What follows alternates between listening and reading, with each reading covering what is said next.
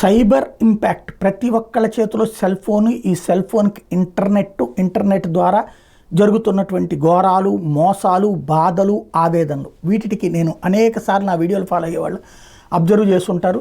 Police స్టేషన్లు ఇవాళ మామూలు పోలీస్ స్టేషన్ల కంటే సైబర్ పోలీస్ స్టేషన్లు ఎక్కువ కావాలి.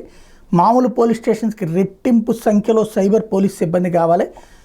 టెక్నికల్ నాలెడ్జ్ ఉండాలా, ఈజీగా ట్రేస్ చేసే నాలెడ్జ్ ఉండాలన్నట్టు.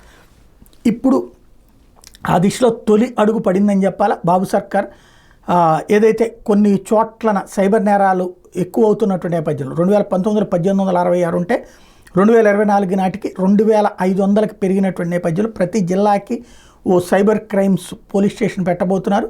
తద్వారా సైబర్ నేరాల మీద అవగాహన పెంచేందుకు విస్తృత ప్రచారంతో పాటుగా ఆయా కానిస్టేబుళ్ళకి ఇంజనీరింగ్, కంప్యూటర్స్ చదివిన వాళ్ళని ఎంపిక చేసుకుని ప్లాన్ చేస్తున్నారు.